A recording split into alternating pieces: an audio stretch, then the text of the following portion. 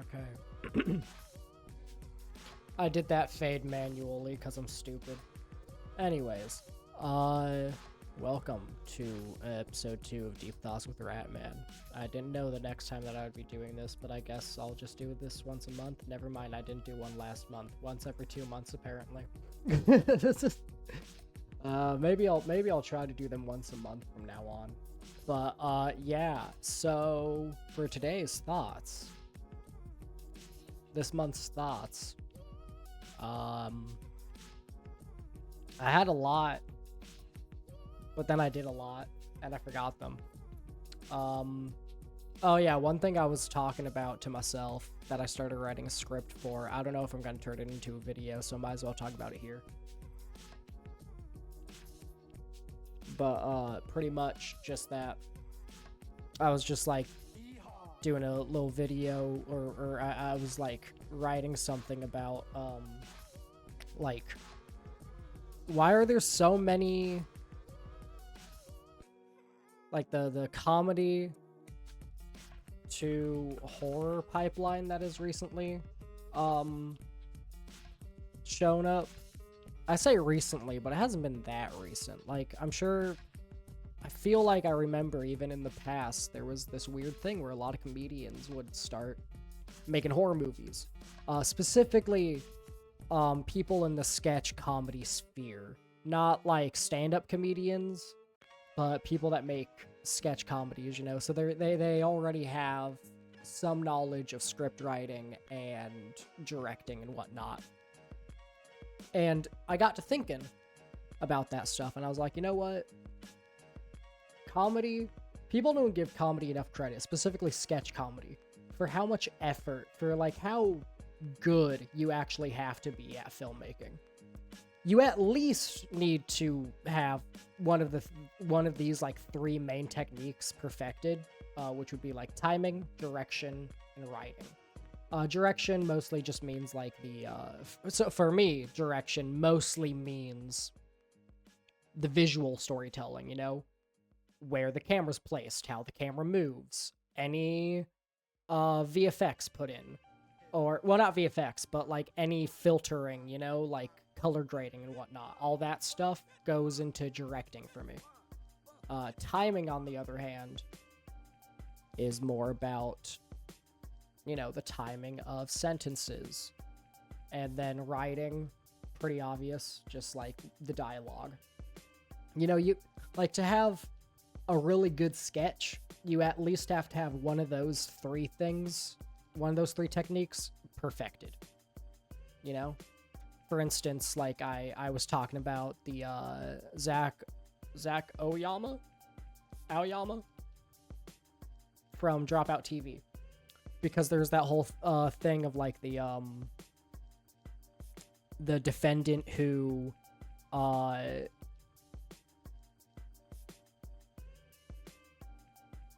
terribly times, like a defendant who speaks up during the closing hearing at the worst possible time. And that little bit to me is an example of perfected timing. The directing, there literally is no directing, pretty much, you know? The cameras that exist are completely static. They don't really move. So there wasn't much in terms of the directing. Obviously, there was camera panning, and there was, like, switching between different cameras for the reaction shots, but there wasn't a lot of effort put into the directing of the scene. The writing, technically speaking, there was no writing because it was all off the top. Don't get me wrong, the fucking, like, Brennan Lee Mulligan is just terrifyingly good at doing a monologue off the top of his head. I don't know how the fuck he does it. That shit is insane. But Zach is just like, that perfectly timed "I killed him, yeah" is crazy. It's so good. Except for the fact that I actually misremember it. I quote it incorrectly all the time, where I say, "Yeah, I killed him." And that, to me, is so much funnier. because it leads with yeah, and you're all like, what is he about to say? And then he says, I killed him. That would have been like 10 times funnier, in my opinion, at least. And that would be more in the writing department than the timing department, in my opinion. Zach's timing was still perfect. Perfection, I mean. It was perfection. It was completely perfect.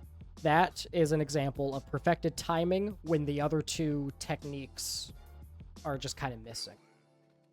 You know? And then, like, for instance, I don't think most people remember what Brennan says in his monologue. It's a great monologue, don't get me wrong, but there's nothing about it that really catches your attention, you know? It's not like a really well-written monologue. Like, people remember, like when a monologue is really well-written, people remember the entire monologue, or at least they remember, like, key points from the monologue. Like, pretty much the entire scene of the whole you can't handle the truth. Like, people quote that entire scene. Obviously, they quote the you can't handle the truth part, but people also quote a lot of parts from that scene because just all of it is really, really well written. Or pretty much any scene from a Tarantino movie. Tarantino's writing is just perfect. He has perfected writing. His directing is also amazing. And so is his timing. He's definitely a director that's like, my God, you just like kind of, you min-maxed writing, but then you said, you know what if I just almost min-max the other two departments as well, just because. He's one of those directors where it's just like, that's not fair though. Anyways, next up, the one that, the sketch that I wrote about, this one is for, let me see. The writing of this sketch is what made me go. So this is an example of a sketch where the writing is what does most of the heavy lifting. The timing and the direction aren't really a thing. You know, they're not as important. Pretty much, they're not important at all. And this is a Whitest Kid You Know sketch, which was the infamous gallon of PCP. Now, you could say that the gallon of PCP is a visual gag, and therefore would go into directing.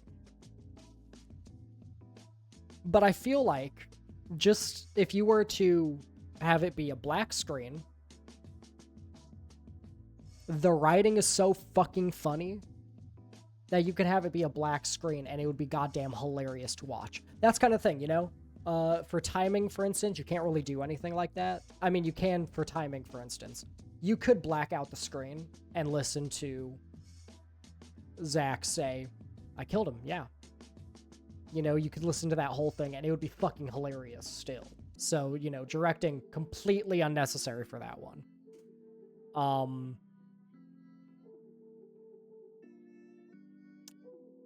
Writing is debatable, but once again, I don't think necessarily you could say that the writing needed to be all that good for the punchline. It needed to be solid enough, you know? It needed to feel like a real closing monologue in a court case, but it didn't need to actually be that good, you know? Brennan could have said anything as long as it sounded like it came out of a lawyer's mouth, and Zach saying, I killed him, yeah, would have still hit just as great, you know? Just because of the timing.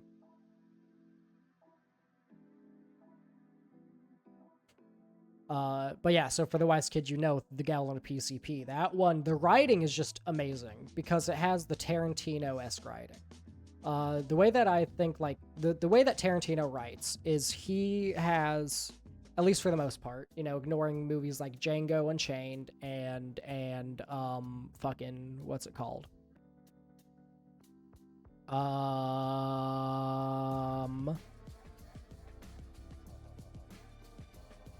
Inglourious Bastards. Ignoring those two.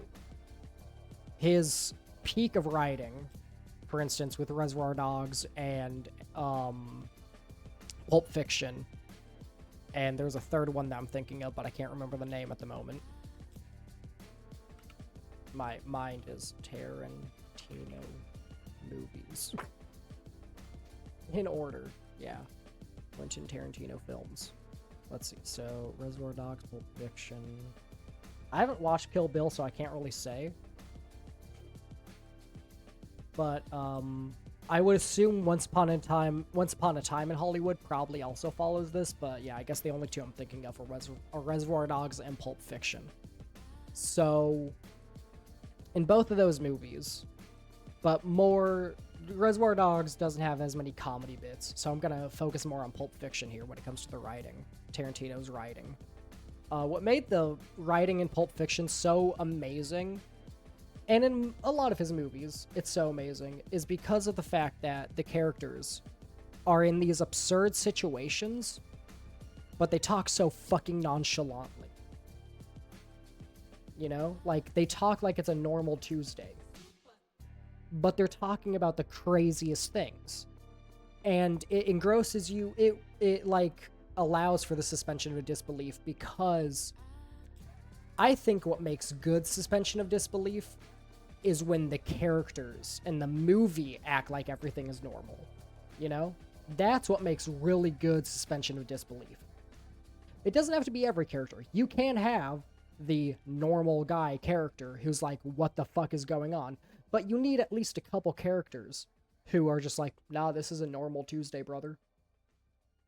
You know, you need that normal Tuesday night for Shia LaBeouf characters. You know, you need those characters to really ground. You can literally, not literally, but you could ground almost anything just by having characters that act like everything's normal. Even if you have one character who's all like, what the fuck is happening right now? If you just have a couple of characters who are just like, it's just normal. If you just have a couple of characters who are just talking about their day in the middle of like you could have SCP Containment Breach movie, and if you just have a scene of two guards just talking about their day, yo, how's the wife, Jim? You know, that immediately grounds it, because it's like, this is such a normal conversation. But then you throw in some things like maybe he's all like, so are you and Bob still fighting and whatnot for a promotion? And then Jim's all like, no, actually, Bob actually got his neck snapped last week. But you have it like said in such a nonchalant way. It helps ground the situation. So you can have like really absurd things like a fucking statue that snaps people's necks when they're not looking at it. And you can have that be a thing. But if if you have characters that talk about it in a nonchalant way, like it's just a normal Tuesday that shit happens, then that's all you need to ground a scene. Anyways, kind of went off topic there. 1 second. I'm almost out of drink. I might need to go and get a drink. This is probably going to be a short podcast episode then, because I don't have a pause button. Anyways, so back to The Wise Kid You Know gal in a PCP. It follows along with the same Tarantino-esque writing style of, this is an absurd situation, but the characters act like it's pretty normal. Like, if you were to take away the video, it would sound like both characters are finding the situation to be pretty normal. But when you do add the video, I forgot what the character's name is, but the one with long hair, who is not holding a gal on PCP, he's the one who's all like, yeah, okay. Like, he definitely gives off the impression of, this is really fucking weird. But at the same time, it's such a dull reaction to the absurd situation. The writing is so fucking good because it sounds like a normal conversation, except for the fact that what they're talking about is so absurd and abnormal. And that's why that one, for me, it's like, the writing is amazing. The camera's pretty much stationary the entire time. I think there's a couple of close-up shots, if I remember correctly.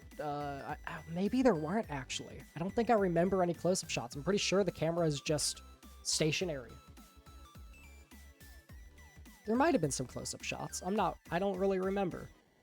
But once again, like, the directing was nothing that... I don't remember the cameras, you know? I don't remember the camera angles and shit. And then, when it comes to timing... There wasn't anything particularly with the timing, so this is where you can come into some issues where it's like part of the writing and directing would be having the characters say funny things at the correct time, you know?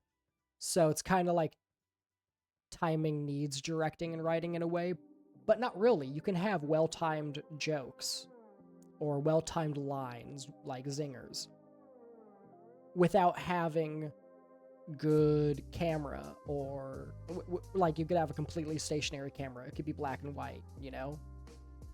But if the writing's really good, then you get who's on first. Because that one's fast-paced. There isn't really timing in that one. I think that's a good example. I think that's a better example of writing without timing and without directing. The camera's completely stationary. It's fucking black and white. There's no real visual gags going on. It's all 100% in the writing that makes that so fucking hilarious. Who's on first, what's on second, I don't know, who's on third, you know?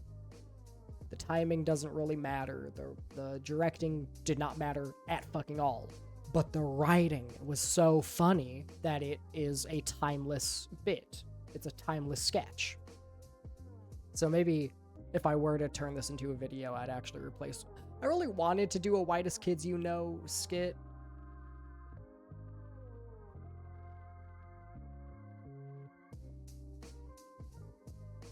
But I mean, also, they just kind of balance their skits really well. Like, there is timing, there is directing, there is fucking hilarious writing. I would say Whitest Kids You Know it's mostly the writing that makes their sketches so good. But yeah, I'd probably replace Whitest Kids You Know with, I actually forgot the two comedians' names, but yeah, I would replace Gal in a PCP probably with, who's on first. Anyways, so for the final, sketch that I chose to talk about for this was, almost a sketch from Almost Friday TV, which was titled, I think it was... Who Made Me Have a Gay Dream or something like that. It was really funny.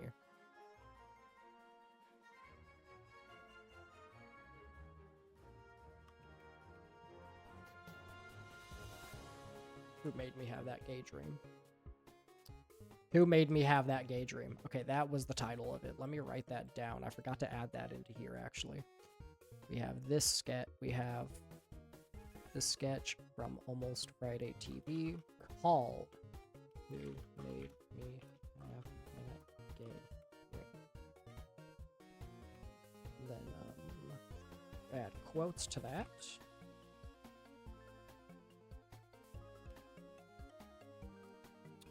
And then did I look at this sketch from Whitest Kid You Know called... Isn't it just called Gal in a PCP?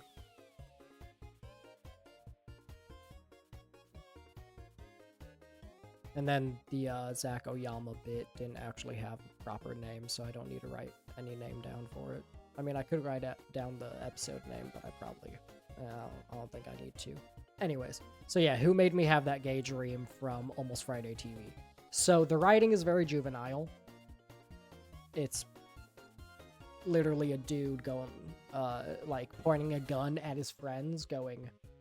Which one of you fucks made me have that gay dream where I was sucking your dick and shit like that? I fucked you in the ass, then you fucked me in the ass. Like, it's such juvenile writing. The writing, I don't remember any specific, like, quotes at all from it. But it's fucking hilarious anyways. The timing, there probably was some, like, well-timed jokes there. But I don't think so, because once again, none of there's no, like, when I think of it, there's no quotes that pop out to me. What pop out in my head when I think of who made me have that gay dream is some of the scenes. For those who don't know, actually, though, I can't really see images in my head.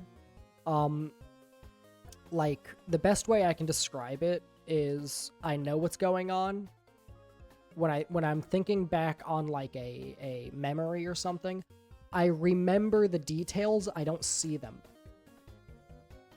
So I can't really describe vividly what happened, but I can tell you the basic things of what happened. And so I actually have a tendency to misremember, like, actions, you know? I have a tendency to misremember details and whatnot. So sometimes I'll actually dramatize situations in my head. It's almost like the ID channel, whenever they would do like a dramatized recreation of a person's murder. It's kind of like that. Like I can do that. But it's not on purpose. It's not a purposeful thing. And I'm not seeing the dramatization, but it's like, I don't know how to explain it. I can't really see images in my head, pretty much.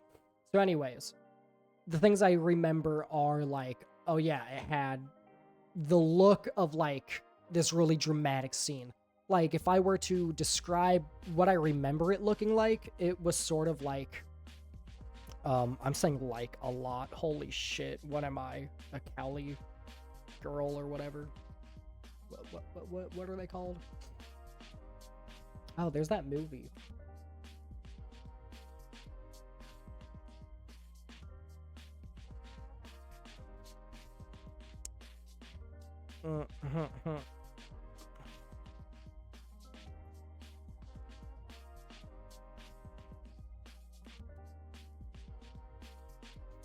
Valley Girl, thank you. That's what I was thinking. Isn't there a movie called Valley Girl? Valley Girl? Yeah, there is! I do remember it. Okay. I couldn't remember if it was called Valley Girl or what. But yeah, I watched that movie. It's actually really funny. It's a pretty good movie. Anyways. If I had to describe the look, it looks like... Not the Valley Girl movie, but the Who Made Me Have That Gay Dream video. It's like Whiplash, you know? I think that it like has the exact same, not the exact same, well, yeah, no, the color grading in Whiplash was like that really strong orange tint. So yeah, it has a very similar color grading to Whiplash as well. But it's like this super dramatic scene. Like something like a scene from fucking Whiplash. You know, there's like sweat dripping down the dude's face and shit. And he's pointing a gun at his friends, and then the first thing you hear come out of his mouth, "Who made me have that gay dream?" In like the most serious tone and whatnot. So like all of what made that sketch hilarious, it's mostly in the juxtaposition between the visuals and what's going on. Obviously, there's also the well-written plot twist of one of the characters actually making everybody have gay dreams. I do remember that. But I feel like you could get rid of that. You could have ended it with him shooting one of his friends. Or the friends talking him down from shooting somebody. Or something like that. It wouldn't have ended as funny. I think the ending where the dude's all like, "I made you all have those gay dreams." That's fucking hilarious, you know? That's the one part where I can say the writing definitely picked up, and I was all like, "You know what? That's funny. That's a good joke." But for the most part, what I was laughing at was how dramatic the scene is. Versus what they're actually talking about at the moment in time. So... then, you know, obviously after explaining all of that, you know, these sketch comedians, they have to be good at least at one of these techniques per sketch. Usually when you're doing sketch comedy, you don't want to. So this is another thing I bring up is that for comedians, sketch comedians specifically, you have to evolve. You have to constantly come up with new ideas. Because if you repeat somebody else's joke, everybody's either going to point out the fact that you're repeating somebody else's joke, or even if they don't realize you're repeating a joke, it's not going to be as funny the second time. A joke is never as funny the second time you hear it. And so comedians do have to use all of those techniques, and they have to perfect each of those techniques, because you at least have to. If you want a sketch to be good, to be really fucking funny, then you at least, if you're going to completely ignore the other two techniques, you have to at least perfect one of the other techniques. So you can have perfect timing with no direction and no writing, or you can have perfect direction with no effort put into timing or writing, or you can have perfect writing with no effort put into directing and timing. But you at least have to have one of those be perfect, or obviously you can do a mix of them. But I would say SNL, they have funny sketches, but they never, none of their sketches ever like make me laugh out loud. I'll chuckle, but I never get the maniacal laughing I have when Zach said I killed him, yeah, or the casualness of Scowl into PCP, like that's fucking hilarious, or laughing at the absurdity, or the juxtaposition between the dramatic camera work and the words "Who made me have that gay dream?" Like I never have those laugh out loud. I shouldn't say never. There are some SNL sketches where I do laugh out loud. I don't think I've ever laughed as hard at any SNL sketch as I have at the three sketches that I listed: the Gal in a PCP, the I killed him, yeah, and Who made me have that gay dream. Like those three made me laugh out loud because they were so fucking funny in different ways. But with SNL is an example of, to be fair, I would say directing wise, they don't do much because it's a live show. So there isn't much directing there. So we can already say directing close to a 0. Like it's between out of like out of 10, at best their directing can be a 4. Writing, they can write pretty well, but I would never say that anything's ever been. I would say the closest thing to something that I think was written pretty close to perfect would be the Rock with the scientist who makes the the pedophile robot, the molester robot. Because there's some really fucking funny lines in that one, like the whole how did you teach it to molest people? And then he's all like, well, I started molesting it. Like, it's really well written, and the timing is also really good. And that's probably the sketch that's come the closest to making me laugh, like as hard as I did at Gal in a PCP or Zach or Who Made Me Have That Gay Dream. But I still never like I was never holding my stomach laughing. I just went, ha, that's funny. Like it was never like I'm throwing myself backwards, I'm running around the room. I never had that kind of reaction to any SNL sketch. And that's because they don't they don't do any of those techniques perfectly. They do some of the techniques really well. They do one of the techniques not so well. But they only ever reach like maybe 6. I hate myself. I was about to say a 6 or a 7, and then I thought of 6, 7, and I want to die. Anyways, yes, between a 6 and an 8, that's too high. Between a 5 and a 7 for timing and writing, you know? That their highest is a 7 for timing and writing. Directing wise, I think the highest is only ever a 4 because it's a live show. You can't do like these incredible camera angles and whatnot. I mean, they do have some sketches because I assume some of them are like pre-recorded and whatnot. So there are some sketches where it's like they were able to do these funny camera angles and whatnot. So I guess, occasionally they have directing that's like a 5 to a 7.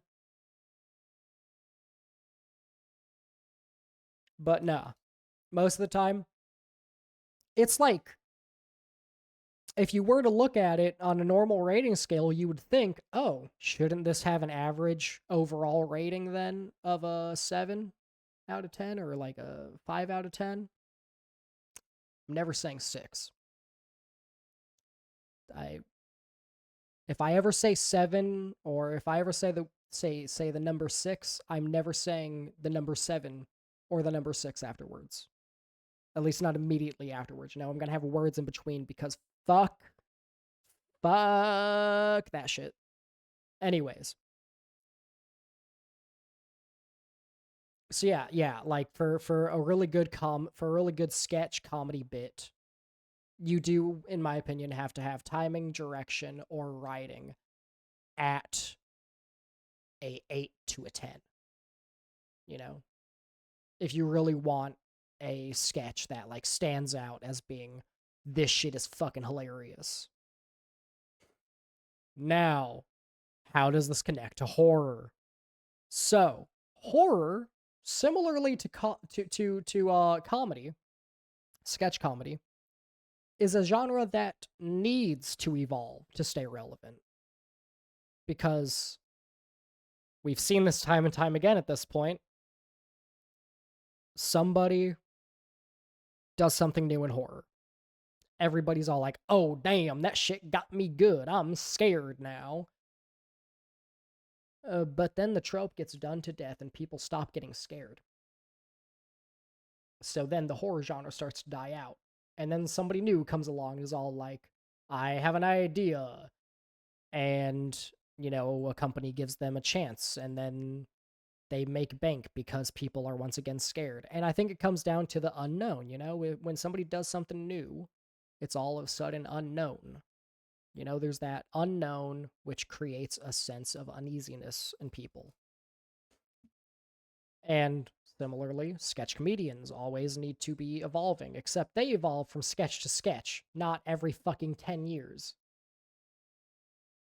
So why are sketch comedians so good at making horror? First off, they know about evolution. They know that they can't create the same exact thing every fucking time. They need to do something new. Even though the style stays the same, sometimes some of them don't.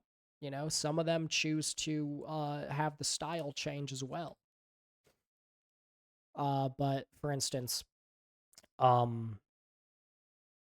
Peel, his style like never changes. He has a very specific style, but the way he scares the audience is different in every single movie.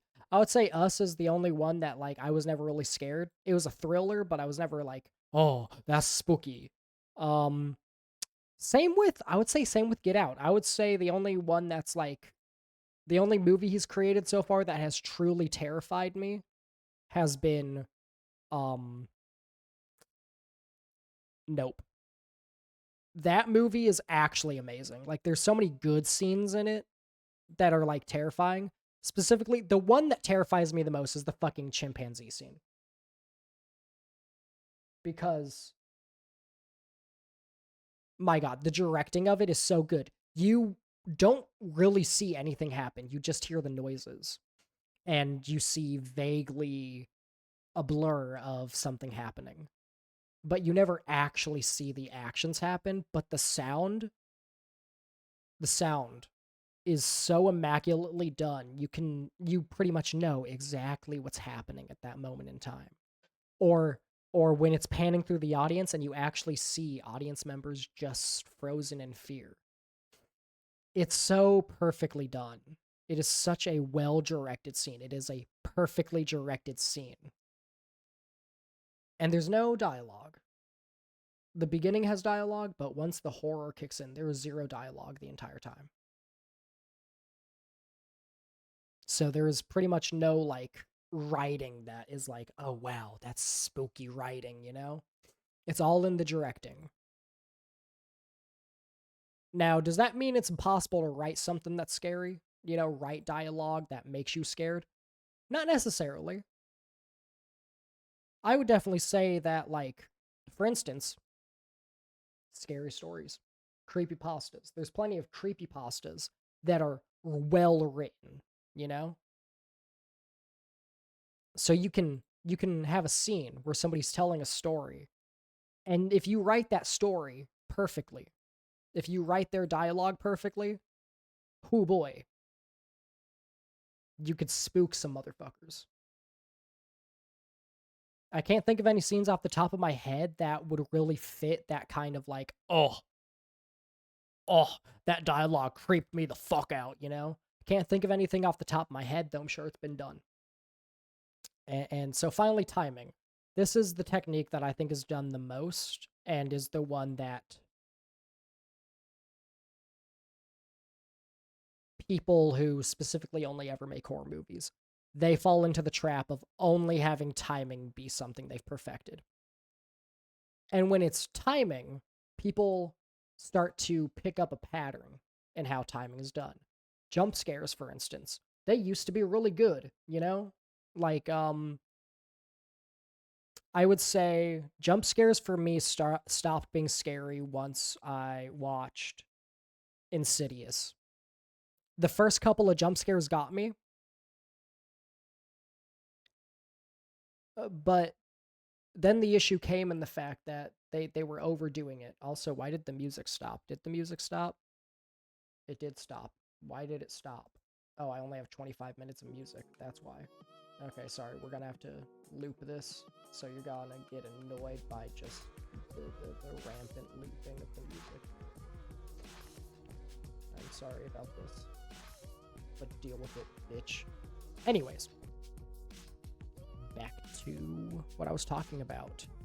So, sketch comedians are able to avoid this pitfall because of the fact that they've perfected timing, direction, and writing. They can write really scary dialogue. You know, they can direct terrifying scenes. And they can they can do different timings for jump scares and whatnot, or have no jump scare at all. And just have a camera linger for a little too long. You know, that's stuff you see in a lot of horror movies by comedians, is you'll see all those techniques, you know? Things that are meant to throw you off, because a part of comedy is throwing people off. If people can, and this isn't necessarily true, but a joke is less funny. I think a reason a joke is less funny the second time you hear it is because you know what's happening. The timing doesn't catch you off guard anymore. The dialogue doesn't catch you off guard anymore. The only one that I can say, and I think this is why you see a lot more comedians when they go into horror, the more horrific scenes are the ones that have really good directing than really good timing or direction or writing, is because of the fact that directing, if you have a scene that is really well directed, even if I know exactly what's going to happen because I've seen the movie 10 times, if the directing's good enough, it will scare the shit out of me anyways. Like that chimpanzee scene, I know I've watched it multiple times because it's so amazing. It scares me. It's a terrifying scene, but my god, it is so amazing that I've actually rewatched clips of it multiple times. Like, I've probably watched it like maybe 20 times because I'm just enamored by how fucking good it is. It is a perfect scene. I kid you not. I believe like that is a perfect scene. I feel like that scene doesn't get talked about enough for how fucking perfect it is. It is actually like it's its own short horror scene, you know? Like that they could have uploaded that to YouTube as a horror short and people would be pissing their fucking pants and talking about it for 20 years because it is so perfect. Anyways. Yeah. Directing is the one thing that, even with repeat watches, I think is the one tenet that cannot be overcome. You know, humans cannot overcome a really well-directed scene. They can overcome the timing because once you watch a scene that has really good timing once, you know the timing already. So you're not going to get caught off guard by the timing. If you listen to a story 100 times, it's probably not going to be scary the 101th time anymore. Because you know everything that happens in it.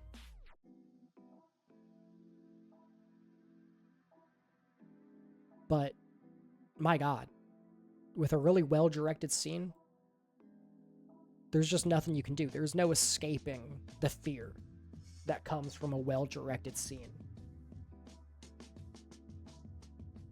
But, so yeah, pretty much just sketch comedians, their ability to evolve so quickly,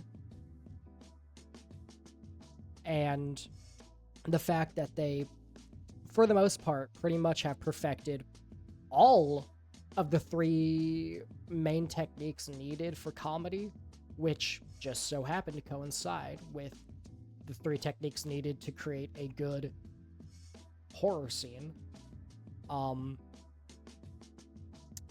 Because they've perfected those 3 techniques, timing, direction, and writing, and their ability to evolve and whatnot, they are perfect horror machines, you know? Anyways, that was a 42-minute ramble. Goddamn. By the way, shameless plug right here, but I have a Discord. Just saying. You know, so if you wanted to join my Discord, I'll have a link to it in the description. Please join. Please. I'm just kidding. There's really not much in it right now. I'll probably add more at some point, but at the moment it just has a general channel, a memes channel, announcements, and rules, and like a welcome page, and that's literally it. Which announcements at the moment only gives announcements for live streams. Which, by the way, I should probably talk about this. Videos. Why have I not made that many videos? Well, videos take a lot of effort. I'm lazy. Okay, so it's partly that I'm lazy, partly I just have a lot of shit going on. And so it's just like the time needed, like I'm a bit of a perfectionist. So when I'm editing something, I like to really edit it. Like I don't like how I edit my Outer Wilds videos, since I don't do anything extra. Except for the fact that the Outer Wilds videos, to be fair, I shouldn't add anything extra. You know, it wouldn't work, like, to add a little meme into it or something, you know, to do fucking zoomer-ass Vine booms every 5 seconds and shit. But, like, I don't know. It's just difficult for me to really be happy with my edit, with how I edit videos and whatnot, so I tend to just not. I tend to just look at it and go, this is a lot to edit, first off. Second off, I'm not going to be happy with the end product. Like, it probably takes a good hour or 2 for the, like, Outer Wilds. Not my can you beat videos, but my playthrough videos, it probably takes a good I would say it takes a good 2 to 3 hours per video. For the can you beat videos, it depends. Like, if we total it all up, from recording to writing the script to editing, it's probably a good, like, 10 hours. You know, I spend anywhere from 1 hour to, like, 5 hours attempting the challenges, depending on how difficult the challenge is. Some of them I've actually attempted even more than that, like upwards of probably 30 hours of attempts, because it's a really difficult challenge. Those are the challenges that don't make it into videos because I haven't fucking finished them yet. Like, for instance, the blindfolded one, I don't think that's ever happening. I could make it to Dr. Spaceman, and I could talk to Dr. Spaceman, but after that, oh my god, I never thought about, how do I know? Oh my god. I would have to have a specific path created for talking to Dr. Spaceman. His name's Hornfels, actually, isn't it? I always call him Dr. Spaceman now, but I'm pretty sure his name is actually Hornfels. Yeah, Hornfels. I remember the names. I just prefer to call them by the stupid nicknames I come up with. Like, Chert is not Chert. He's that egg motherfucker that I really want to punch into the sun. By the way, great news. I found a mod. Whatever my next challenge video is in Outer Wilds, I'm adding this mod to it. There's somebody created a mod where you can pick up Chert. I don't know what my next video is going to be. Or my next, like, challenge run. I have a couple of ideas. I know that there was one that I was actually planning on doing, but I forgot which mod it was now. Oh, the slippery mod, right? Slip and slide, I think. Yeah, slip and slide mod. Makes everything very slippery, also adds a bunch of silly sounds and songs. I don't know how much that's gonna matter, though, since I think the only parts that, like, the only time I'd be walking would be during the ending and the beginning. Everything else I'm in a spaceship, and I doubt that they add slipperiness to space flight. So I'm doubtful it would be too difficult. So yeah, that would probably be like an hour long, like it would be a one-try thing. But yeah, so I'm gonna add the pickup Chert mod just so I can throw him into the fucking sun. I don't know if I can. If I can't, I'm killing him with me, you know?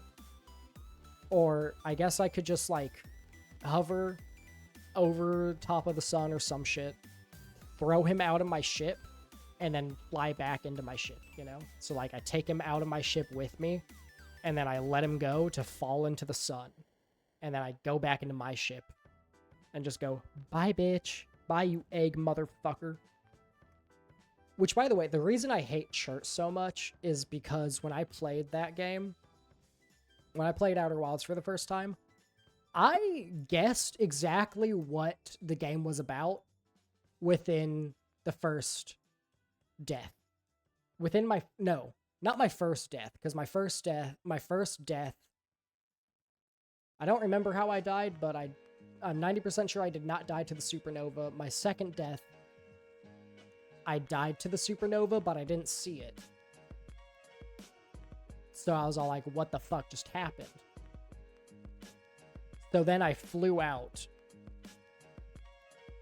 Or no, my third death is when I found out about the supernova, but I didn't realize what happened, and I didn't, like, do any attempts to figure out what happened. I just so happened to be flying away. Or I think it was because of the music cue. I was all like, wait, this music cue happened last time. Let me see what the fuck happened, because I just saw a bright flash of light, and then I was, you know, looping through time. So I flew out to see what the hell is going on, and I saw the sun implode, and I was like, oh. And so literally when I saw the sun implode, I literally said, oh, so the game is about the end of the universe. It's about the heat death of the universe. That was the first thing that I said. I kid you not. As soon as I died to the supernova, I just blurted out, oh, so it's about the heat death of the universe. And my friends were so pissed off at me. I'm not kidding you. When I beat the game and I was talking to them, one of them was all like, dude, I was so mad at you.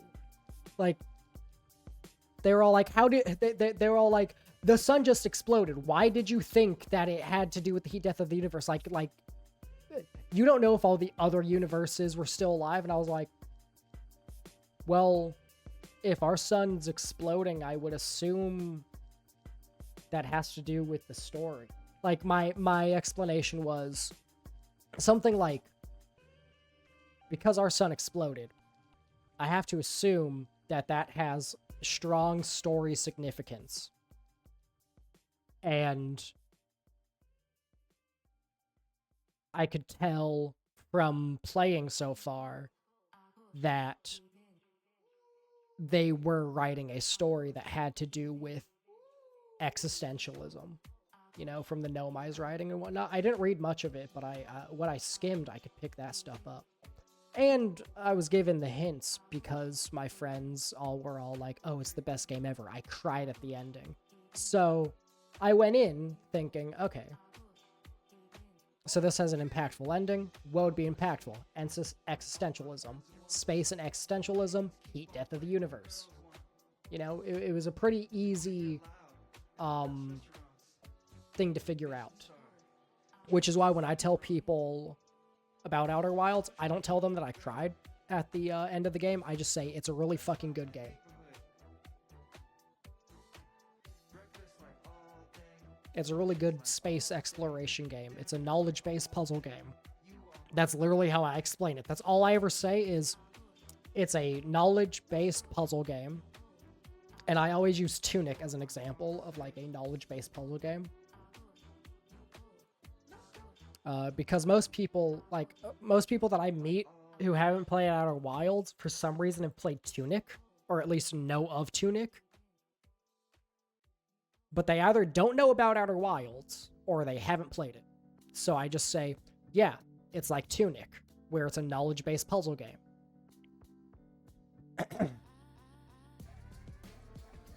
And, yeah. So I pissed my friends off a lot when I played Outer Wilds for the first time.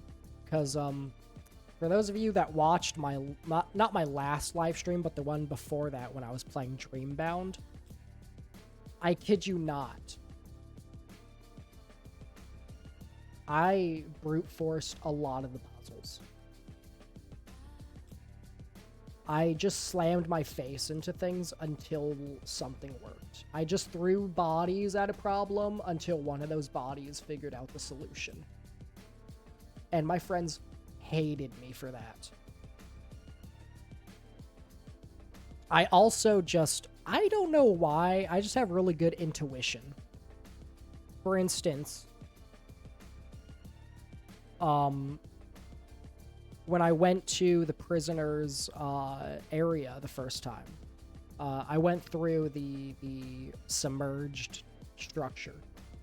You know, that was my first time going to the prisoners place, because the only other ways to get there, the only other way to get there actually is the tunnel glitch. But I did not do the tunnel glitch to figure it out. Or I didn't do that the first time. But the first thing I noticed when I went into the prisoners area, I looked up and I was like, oh, we're underground. So this is under where everything else is. I just had the intuition that that was the case. And I noticed, I think one of the first things I said during the tunnel thing was, oh, this is like a loading screen. And so knowing that it was below me, and I saw that there were some lights and whatnot. So one of the funny things that I did actually to try and figure out something was, I was able to pinpoint where one of the beams of light that was coming through the ceiling, I figured out where it was, or like the general area, and it was around the the shrouded woodlands or whatever. So it was around that area. And so I started just going, okay, so somewhere here, the water is like stupid. The water just is gone or something, you know? There's a hole here that I can fall through. So I just kept throwing myself off at different points. And I got to the tunnel. And I'm like, okay. This is like a loading screen, isn't it? So does that mean the water deloads then? And after having that thought, I was all like, I'm just going to jump off when it's dark. When it feels like everything's deloaded and whatnot. And that's exactly what I did. And my friends were all like, you've got to be shitting me. One of my friends was literally like, you looked this up, didn't you? And I was like, no. I was laughing so hard. I was all like, my reaction was literally, this isn't gonna work, is it? Because I had like thrown my body off of the raft, I don't know, like 10 times at that point or something. Just trying different areas because I was all like, it's in the shrouded woodlands somewhere that I can jump down. And I go through the tunnel and I'm like, this isn't gonna work, is it? I jump off. And I'm waiting, and for a second I'm like, God, it didn't work. And then I fell, and I was looking down, and I was like, oh my god, wait, there's water. I was like freaking the fuck out. I was like, oh my god, I got here, but like now I'm just gonna fall into water. What the hell am I supposed to do? What is this bullshit? Did I go down the wrong hole?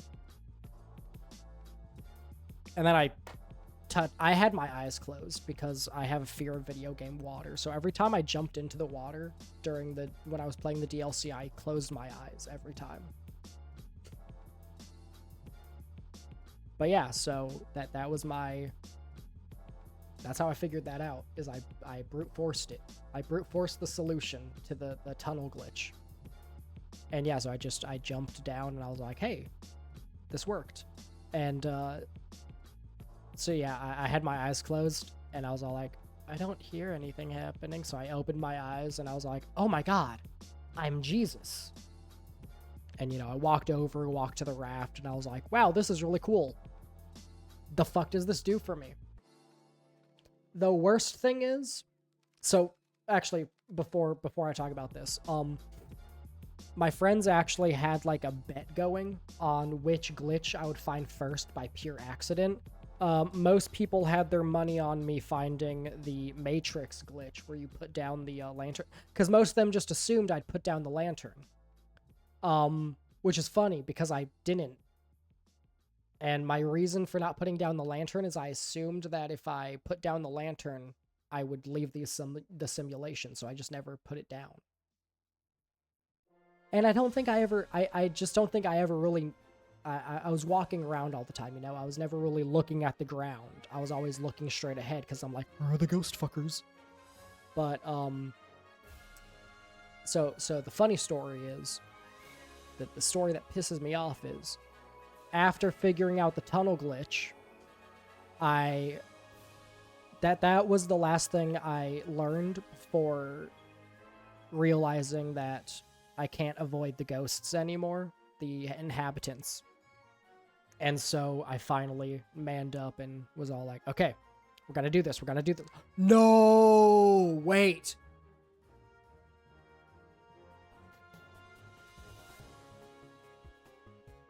That's right. That's not what happened. After doing the tunnel glitch, I parkoured my way to the elevator that when you go up it leads to the fireplace.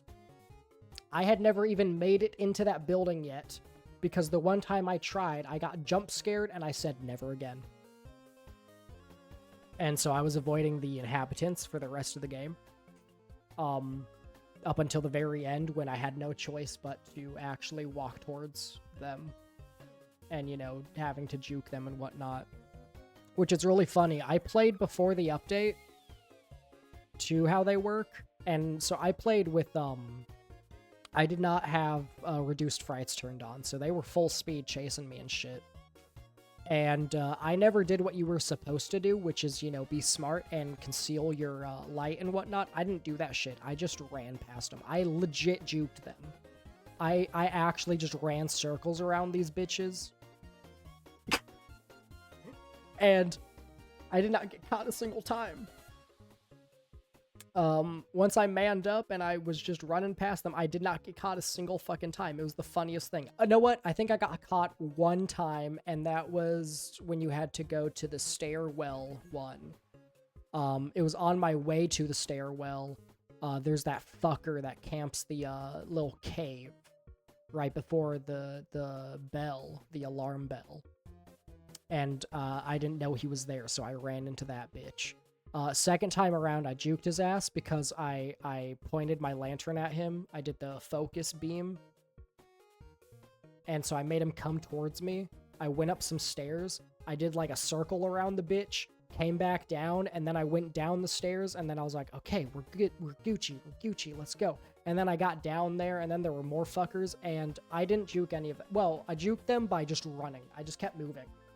I just never stopped moving, and as it turns out, just keep swimming is actually a great strategy, at least before the update. I've not really tried going back to any of those areas. I haven't really played the DLC area because I don't like it. It scares me. I don't like it. But, yeah, I don't know if my strategy of just run and don't get caught would still work. I doubt it would. It would be funny if it did, though. Anyways.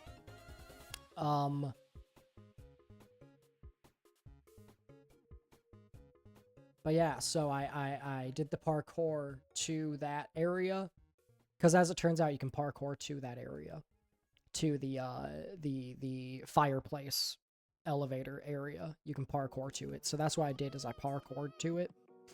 And I was like, ooh, a slide reel. I put the slide reel in, and it shows me the glitch that I literally just did, and I was so pissed off. I was all like, no, you're supposed to show me something I don't know. So, you know, my friends got the last laugh in the end. My brute forcing only allowed me to learn one new trick. So then, you know, I took the elevator up, I walk through the fucking fireplace, and I just run into all the inhabitants chilling. The dude in the middle turns around, and he goes, "Rah!" And I ran back into the elevator, went back down, and I was like, bye. It was really funny. It was like a comedy bit where I just walked out, and then we just stared each other down. He lunges at me, and I just turned around, walked right back. I was all like, nope, I'm good. In fact, I don't even think I saw him lunge at me. I just looked, and I was like, okay, nice seeing you, bye-bye. And I turn around, and I hear the screech of them lunging at me. And I was like, go, go, go, go, go, go, go.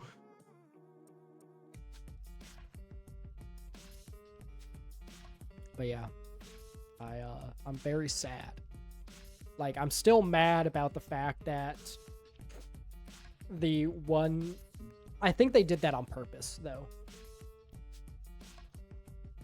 Because, like...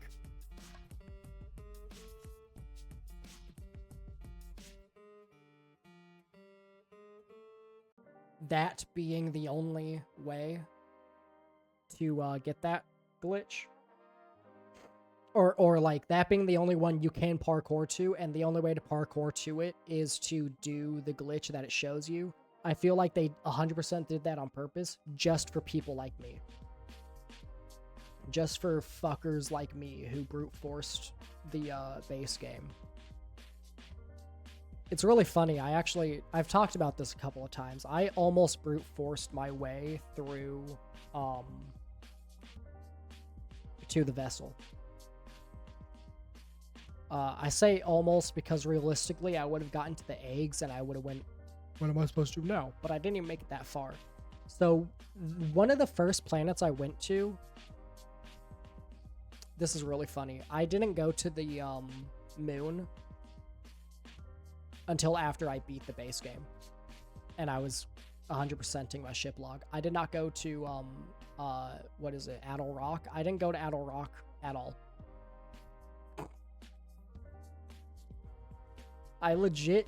I didn't look around Timberhearth. The only thing I looked at on Timberhearth was so this is what happened. I think the first thing I did is I flew into the sun. I'm kidding. I don't think that was the very first thing I did. The first thing I did, I think, was I flew up and then I saw the Nomai Bridge on Timberhearth. No, that wasn't the first thing I did. I think the very first thing I did... Well, so the first thing I did was accidentally knocked the satellite out of orbit on Timberhearth. I was flying around Timberhearth just seeing what was on it, and I just smacked that shit out of the way, and I was like, oh, whoops. And so then I went... I think I did look at some of the Nomai ruins. So I looked around the Nomai ruins, and I was like, okay, this is interesting. And then I flew out into space, and I saw a red light in the distance, and I was like, ooh, I wonder what that is. So I flew towards it, and then I got the achievement for knocking the deep space satellite out of orbit. In fact, I can look back at my achievements to make sure I'm remembering all of this correctly. Let me do that real fast. I'm 99% sure I'm remembering all of it correctly, but like it would be funny to look back and just double check. Because yeah, the achievements I can... Oh, you can't sort achievements based on when you unlock them?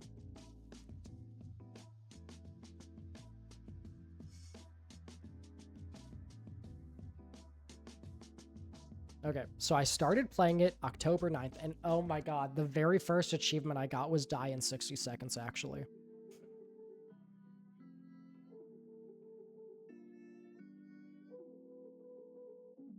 So yeah, I think I was correct that the first thing I did was fly into the sun. No, I think actually what happened is I jumped off the cliff. I think that was what happened, is after talking to the dude cutting the apple, I just jumped off the cliff and died. Oh, wait, that's not what happened. I remember it now. One of my friends told me to press the button with the tree logs.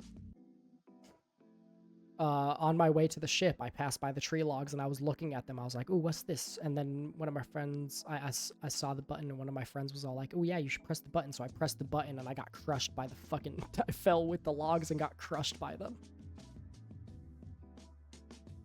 And then the next achievement I got was, press the ejection button in the ship. And then I think I flew into the sun on that loop. And then the next thing I got... So these all happened within the same day. In fact, they happened within an hour. So I got gone in 60 seconds.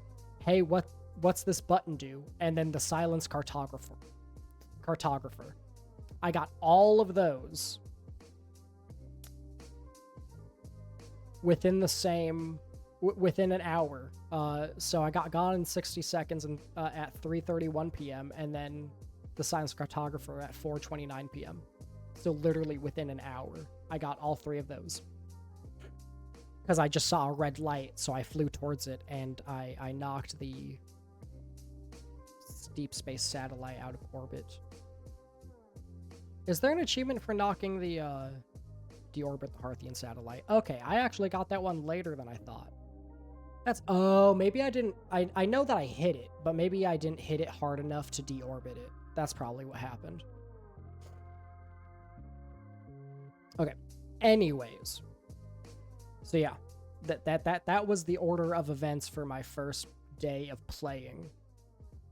Except for the fact that after deorbiting the deep space satellite on accident, I had already gone to the Bramble Seed and put my scout into it, so I was all like, I'm gonna go check out Bramble, see what's up with that shit. So I fly to Bramble and I see a red light. If you ever want me to go to a specific location in a video game, just put a red light down. So I see a red light in Dark Bramble, and I'm like, ooh, I'm gonna fly to that. So I flew to it, and I got eaten. I just so happened to enter on the side of Dark Bramble that has the anglerfish camping the red light seed. So I ran into that fucker.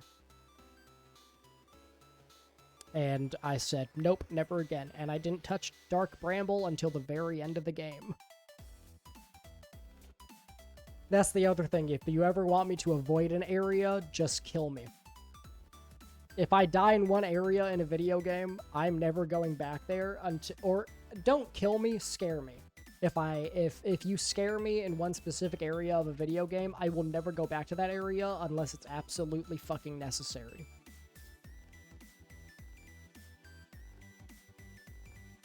I will just refuse to go back. I'm like, no, I'm good. I don't need to go back there. I have all these other areas to explore. But yeah, so I got eaten by an anglerfish, and I think after getting eaten by the anglerfish, I said, you know what? I think I'm good right now. I have a heart attack going on, so I need to take care of that. I'll play this tomorrow. And then I didn't play until October 23rd, probably. Okay, so if it's true that I didn't play until October 23rd, the first thing I did after the hiatus of not playing for a little bit was use your suit's oxygen in an ill-advised manner. So I ran out of jet fuel. Oh, you know what? I think I got stranded out in space because I went through the black hole, came out the white hole station, and I was already low on fuel. So I just used up the rest of my fuel, and then when I realized I could use my oxygen, I literally just full blasted my way towards the sun, and I was all like, all right, either I'm going to run out of oxygen or I'm going to fly into the sun. Either way, I'm dying. And that's how I got that achievement.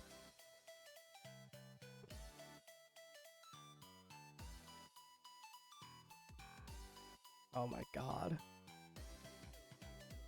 Yeah, and then it was around, let's see. Yeah, I guess. Yes. Okay, so October 30. Really? This is wrong. I did not beat it in a month. In the same month, at least. I thought that I took like a really long... Oh, you know what? That is what happened, is I took the really long break from October 9th to October 23rd.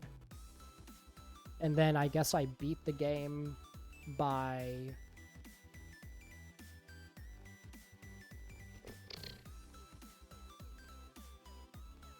I think probably October...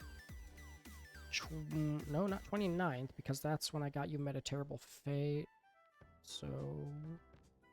Probably October 25th, I think, is when I beat the game. Or like around that time. And then October 27th is when I started going for achievements.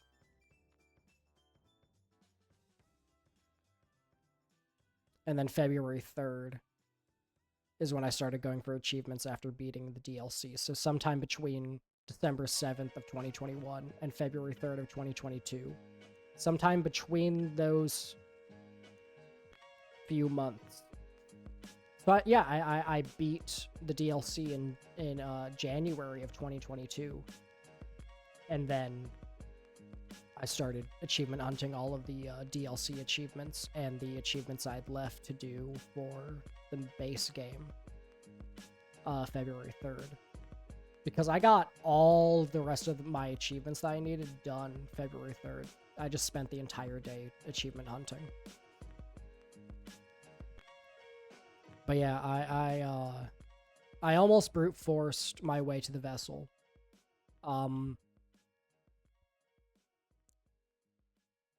I'm trying to remember what were the things that I did brute force, because I remember my friends were mad at the way that I did things, because I did just brute force my way through stuff. Because, like, straight up, I did not read anything. I would skim what was being said, and then I would go back to it if I needed help. But for the most part, I never needed help because I'm a nerd. I'm a quantum mechanics and space nerd.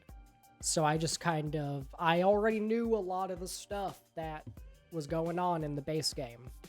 The DLC is actually where I ran into issues where brute forcing it did not work as well.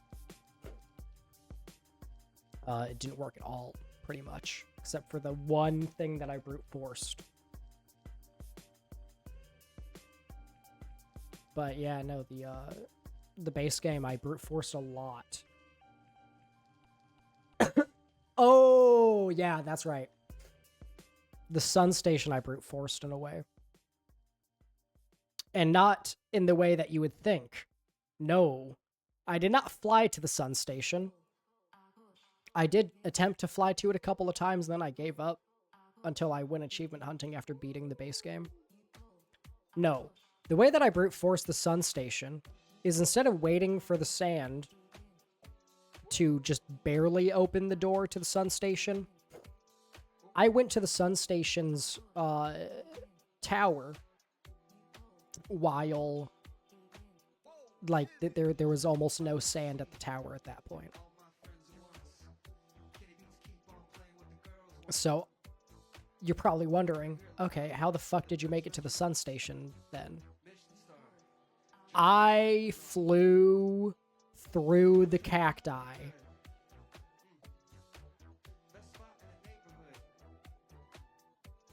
I maneuvered my way through the cacti using my jetpack to make it to the Sun Station.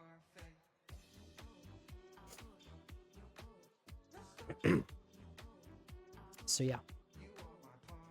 That's how I brute forced that one.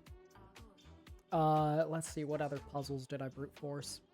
I never actually learned how the anglerfish worked.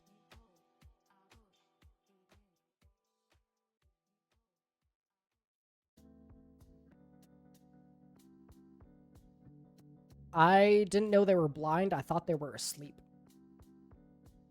So I assumed that by making noise, I woke them up. But I didn't know they were blind because I didn't read the fact that they were blind. Because I'm stupid and I don't like reading. Let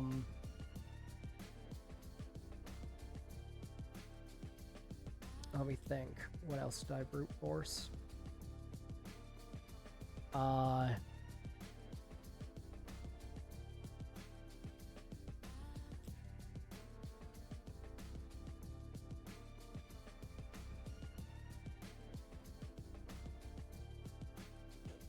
to remember all the puzzles in the base game is kind of difficult.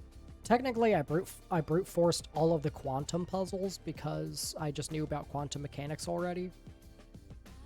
So, like with the Quantum Tower of Knowledge, I didn't read anything, I just did it.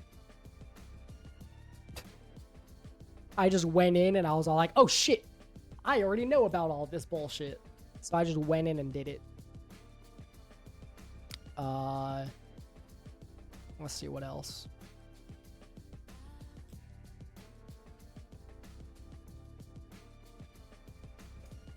I don't think I brute force. No, what? I think I did.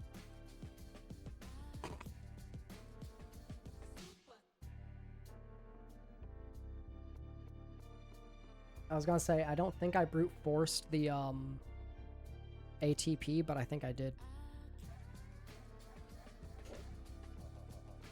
And I don't remember how I figured that one out, actually. Like, I'm pretty sure I just did some stupid bullshit.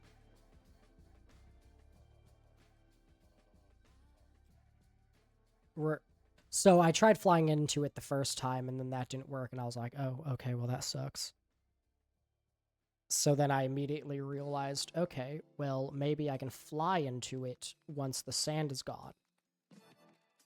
And so instead of going to the little cubby hole, the little cubby that they had, which is what I do now, I actually was under the bridge, and I flew in through the door. So I almost didn't make it. I was holding control, because I play on PC. So I was holding control down so hard while playing. Because I was like, no, I'm getting sucked away. But then I made it in, and I was like, ooh, this place is interesting. Oh, you know what? I think I got to the ATP before figuring out what it was actually, what it was. Because I was going, I think what happened is I was going to the different teleport pads, figuring out what they did, and then I got to the ATP one. And I, yeah, made it in there. And then I just started flicking all of the orbs. And then it opened up the thingy. And I grabbed the warp core. And I think I died. I'm pretty sure the first time I grabbed it, I didn't know what I was doing, so I just died, and I was like, oh, that's the end of the game? And my friends were all like, no, it's not. There's more. And I was like, oh, okay. But yeah, no, I technically speaking, I brute forced that puzzle because I didn't know the significance of what I was doing. So my thought process was, oh, the game is about... This was what I interpreted the game as at that point in time, was the game is about... So after I died to the sun for the first time and I said the whole thing of, oh, the game is about the heat death of the universe, I then continued saying, so pretty much the end goal is to stop the time loop, you know, come to terms with the fact that death is inevitable and just die. I didn't know I was stopping the time loop by taking the sands of time out of my mom's basement. Taking my piss jar out of my mom's basement. I just did that, and then I died, and I was all like, oh, I beat the game. And they were all like, no, you didn't. That's not the end of the game, actually. And so it was around that point that I was all like, what am I supposed to do then? And they were all like, I don't know, maybe you should have fucking read shit. So then I actually started reading the ship log a little bit. And I don't think I'd made it to the vessel just yet, so I was all like, okay, so I need to bring the warp core somewhere, I guess. But where do I need to bring the warp core? And so then I finally went into Dark Bramble to meet Feldspar. Which, I didn't actually fly through Dark Bramble to reach Feldspar. I reached him by brute forcing it once again. I stumbled upon the jellyfish on Dark Bramble. And I went through and flew to Feldspar. I didn't even know I was flying to Feldspar. I literally was just flying around aimlessly. And then I made it to Feldspar, and I was like, oh, who's this? And I talked to him, and I saw the name Feldspar, and I was like, oh, this is Feldspar. And then I proceeded to not read any of his dialogue. But then I was able to find the Know My gravesite after that, and was able to get to the vessel shortly after that by, you know, shooting the scout to the vessel and whatnot. And then I saw the broken warp core, and I was like, oh, this was the significance of the warp core.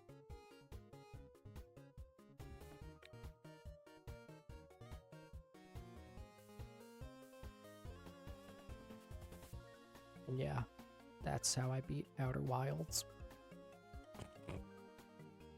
Which, the first time that I actually took the warp core out, not the first time, the second time I took the warp core out,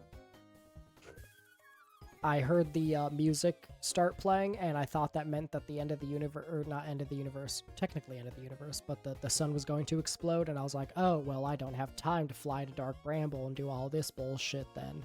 So then I flew into the sun. And then my friends had to explain to me that, no, it's just a different song. That's not the sound of the sun exploding. That's not the song. And I was like, oh. Well, they sound extremely similar, so that's just bad game design.